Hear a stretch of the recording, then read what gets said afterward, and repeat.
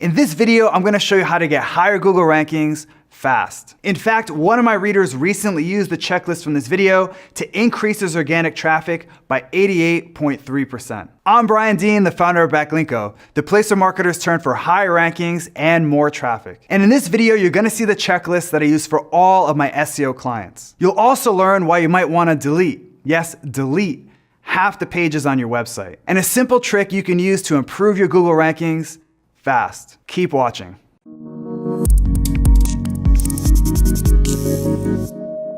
A few months ago, I sent out a newsletter to my email subscribers. This email listed out some of my all-time favorite traffic hacks. And out of the blue, the founder of Proven.com, Sean Falconer, replied to that email. He said, "Dude, I've tried all these techniques before and they helped us get more traffic." And when I looked at Sean's site, I saw that he was doing a solid job with his content marketing and SEO. But I also noticed a few mistakes that were holding him back from Google's first page. That's when I sent him this message. A few hours later, Sean got back to me. After executing the checklist that I'm about to show you, Sean's organic traffic shot up by nearly 50% in 21 days. And once the checklist had time to kick in, Proven's traffic increased by a whopping 88.3% 3 weeks after that. With that, let's dive into the checklist that Sean used to get higher Google rankings. Your first step is to find and eliminate what I call zombie pages. I used to think that Google rewarded sites that publish lots and lots of unique content, but I was wrong. Today, I know the truth. And the truth is that Google doesn't want you to publish content just for the sake of publishing content. In fact, a Google employee recently stated that they prefer websites that publish fewer, high-quality pages. And this quality over quantity approach is one of the secrets behind my blog's success. In fact, Backlinko gets over 150,000 unique visitors per month.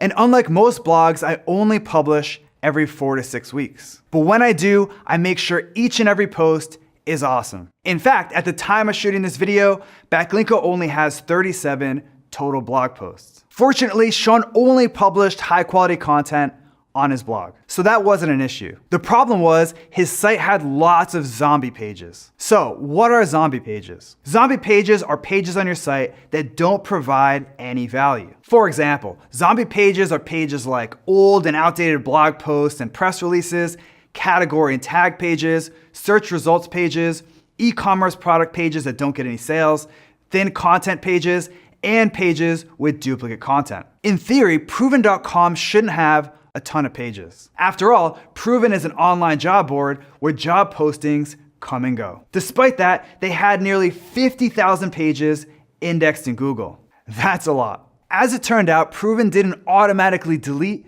their old job postings. So these pages stuck around even though the job had been filled years ago. To make matters worse, Google was indexing their search result pages, which are classic zombie pages. So I recommended that they delete their old job postings and add the no index tag to their search results. And Sean quickly took action. Thanks to these changes, Proven now only has around 4,000 pages indexed, which is 40,000 less than they had before. Step number 2 is to fix any technical SEO issues that your site has. There are literally hundreds of technical problems that can impact your SEO. And fixing them is one of the fastest ways to get higher Google rankings. That said, here are some of the most common technical issues that I see during SEO site audits.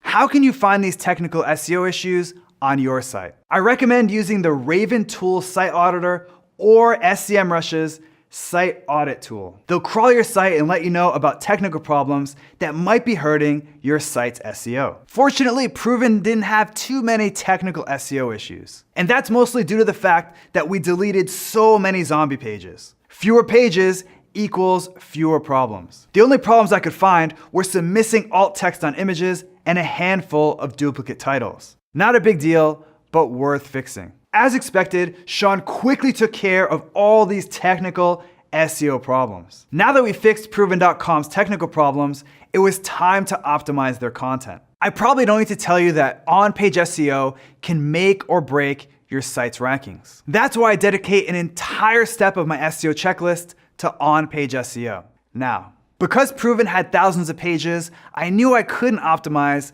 every single one. So Sean sent me his top 10 most important pages. Now, some of Sean's most important pages were blog posts, and others were commercial pages that sold his services. So let's look at a quick example of a page that I optimized for Sean. A blog post called Best Questions to Ask References, the Complete List. Sean's target keyword for this post was questions to ask references.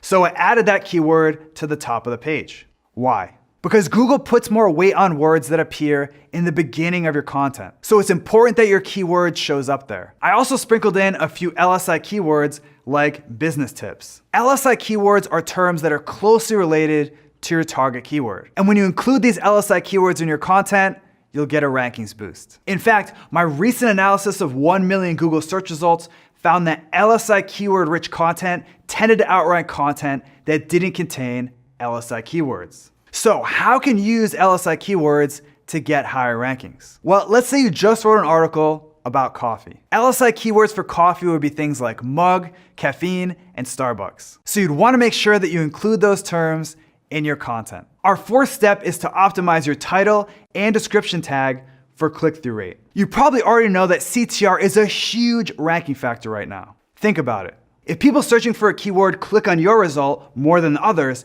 it tells Google that you're the best result for that keyword and you'll rank higher in Google. In fact, a recently published Google research paper states that click-through rate data has proven to be a critical resource for improving search ranking quality. So it's clear that CTR is an important ranking signal. The question is, how can you optimize for it? Let me walk you through a real-life example. One of Sean's best blog posts was a huge list of job boards. Considering how epic this content was, it should have been ranking in the top 3. But Sean's page was stuck in the 5th spot. And I had a feeling that the page's title and description was hurting its CTR and rankings. Here's what I did to turn things around. First, I looked at the AdWords ads that showed up when I searched for best job boards and other related keywords. I noticed that almost every ad used a specific number, and none of the ads used the term niche talent. So I changed Sean's title tag to this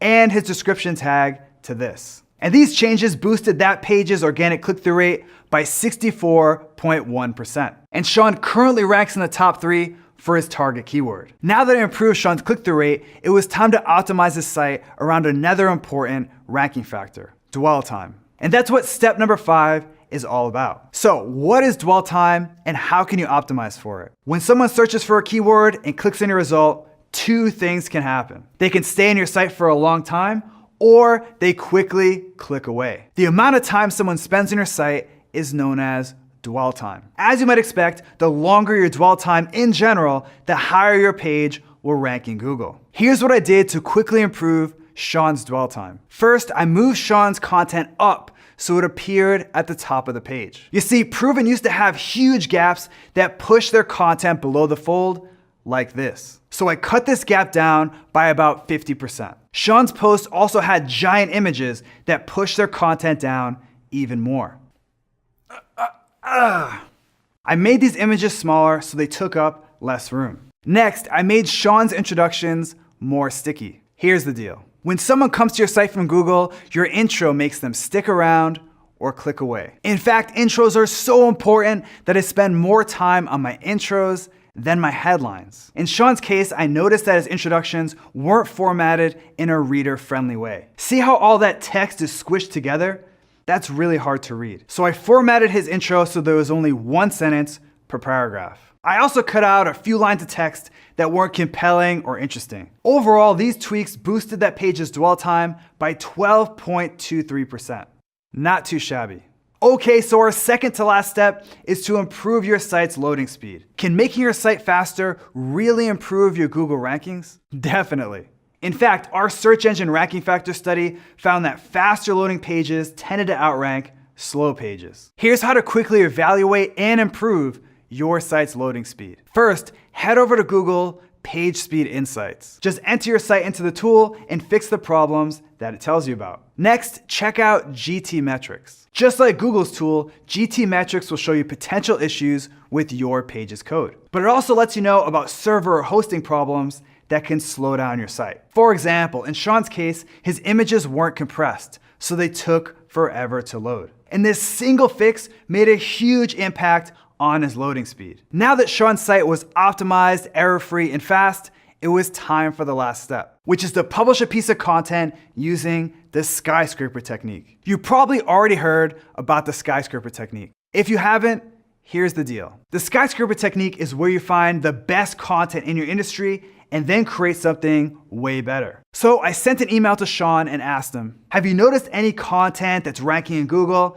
but isn't even that good? He said, actually, everything I've seen written about job descriptions is pretty weak. Sean was right. Most of the content out there about job descriptions were simple lists of links to different examples of job descriptions. And for whatever reason, they all use the same lame stock photos. So I worked with Sean to create something way better than what was out there. How? First, instead of a list of links to other pages, we listed each job description on a single page. Next, Sean added helpful information about each job, like the average salary and education requirements. Finally, he used quality images instead of lame stock photos. And Sean's post did great. It got a short-term surge in traffic after it went live. Today, Sean's skyscraper content currently ranks in the top 5 for his target keyword. And thanks to this content and the other techniques from this checklist, Sean's organic traffic increased by 88.39%. There you have it, my 7-step checklist to improve your Google rankings. If you like this video, make sure to subscribe to my YouTube channel right now. That way you won't miss out on other actionable SEO videos